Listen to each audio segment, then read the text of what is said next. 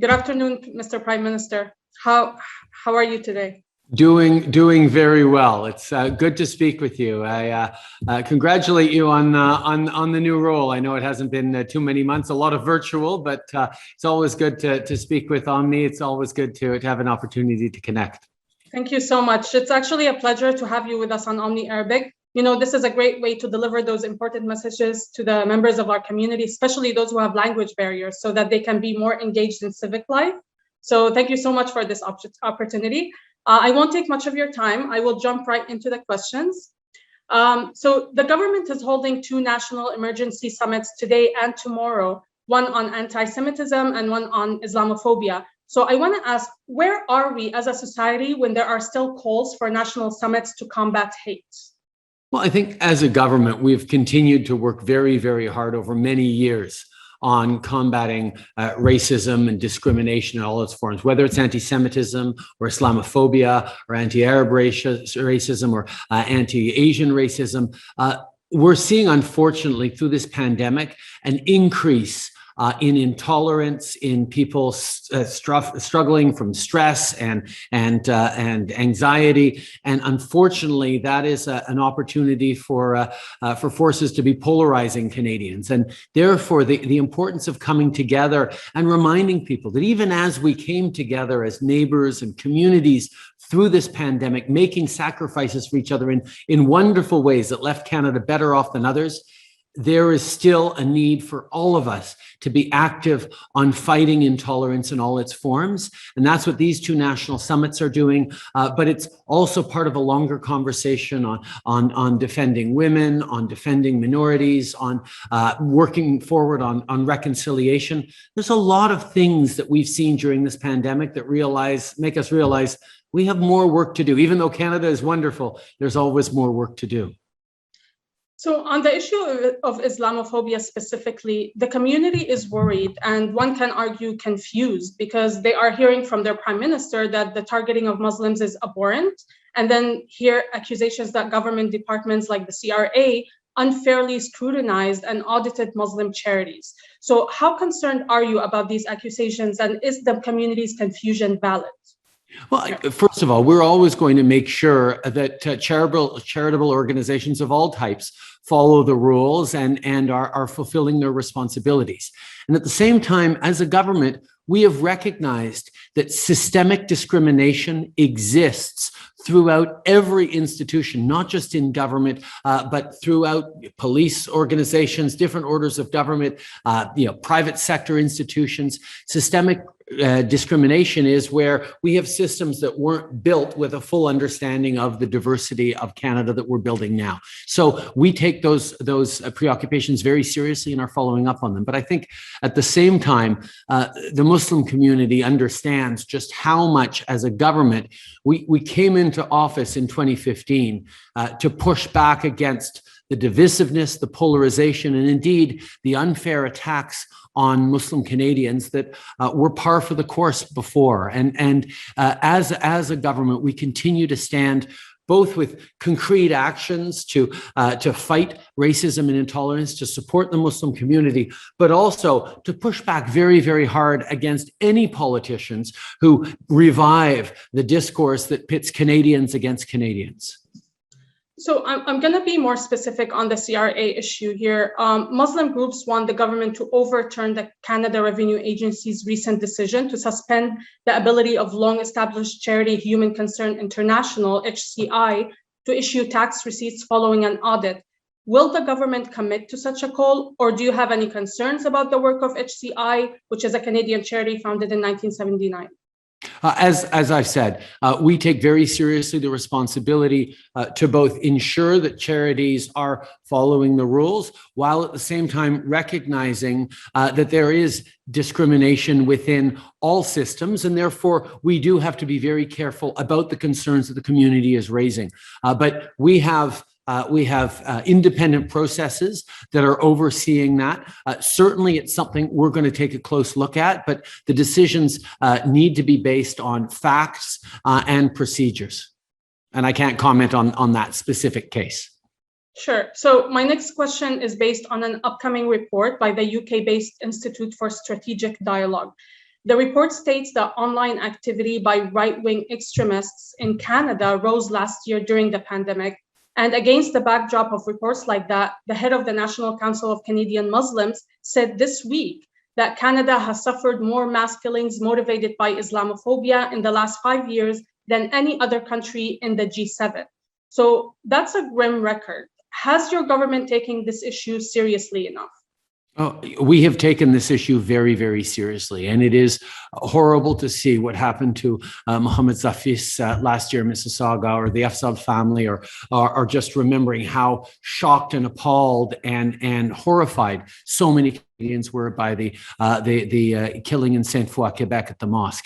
These are things that we need to continue to stand against. Unfortunately, what it highlights is even Canada, a country that is open and respectful and more welcoming towards immigration than any other G7 country, we are not immune to hatred and intolerance. And indeed, we have to continue to step up. And that happens on multiple levels. First of all, over the past many years, we've made real investments in security infrastructure to keep mosques and community centers and synagogues safe from attacks. But at the same time, we have to do a lot to change mindsets as well, to make sure that even as the government is strengthening laws against hatred, against hate speech, against online harms, but we're also involving all Canadians in being better allies. The vast majority of Canadians are positive, are not racist, are open to diversity. They know that diversity is a source of strength for our country. But we know there is an angry minority that unfortunately has been empowered in some ways by this pandemic, that has driven people online, that has made people fearful and angry to be able to exploit this hatred and this chaos. And that's where we need to do more, both as a government and as a country and as citizens. And that's why we're hosting these national summits, why we are working closely with the National Council of Canadian Muslims, and we are making sure that we take concrete steps, because it's not right that any Canadian should feel unsafe going for a walk in the evening in her own neighborhood. That's just not Canada. So, Mr. Prime Minister, as today and tomorrow's summits are an attempt to have a national discussion on all these critical issues, why were the opposition leaders initially not invited to take part in these discussions? We reached out to the opposition critics. This is a national conversation, but it's also not something in which politicians are speaking.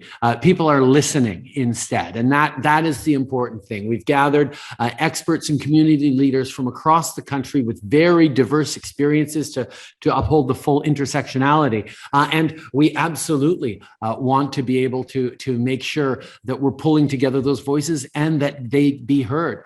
I think it's a very exciting thing that the Conservative Party is finally stopping to fight against the idea or even the word of Islamophobia, as they did for a number of years. I mean, there has been real challenges with that party, and the fact that they want to participate is a good thing, because we all, at different political parties, have to stand against division and intolerance and not play the dog whistle politics that send coded messages to fringe elements within parties. Obviously, it's something that the Liberal Party has always stood unequivocally against, which is why we are leading these summits. But we're glad to have everyone be part of them.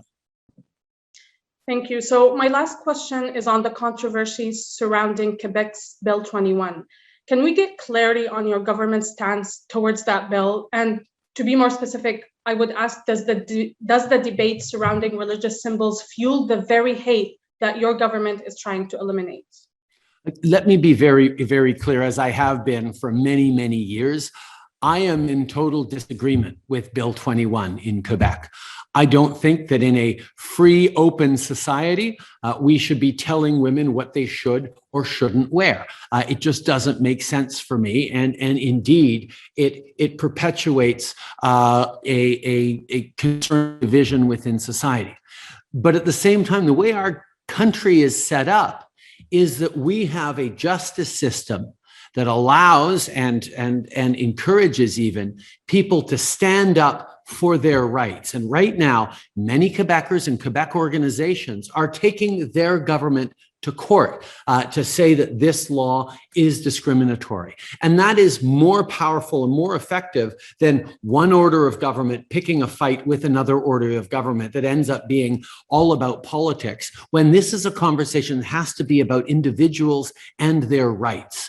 And that's the path that's being taken. Of course, the federal government is watching closely on this, and we will continue to stand up for people's fundamental rights, because that is part of what makes Canada the incredibly successful, diverse country that we are, that we have fundamental rights that are protected regardless of majority populism or what have you. And that's where we have concerns with the use in a number of different jurisdictions of the notwithstanding clause as a way of suspending people's fundamental rights.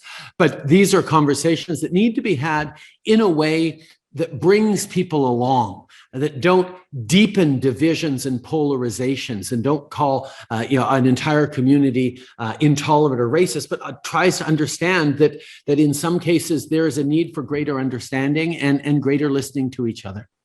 Thank you so much, Mr. Prime Minister. I hope we can get more interviews with you in the future. As you know, the Arab community is very diverse, and so there are many issues of concern to the community in addition to Islamophobia. So we're hoping to stay in touch and be able to connect with you again in the future. I would like that very much, Mona. And certainly in recognition of the diversity of the Arab community, let me wish Eid Mubarak to everyone who is celebrating. Thank you so much. Have a great day. Thank you. Thank you.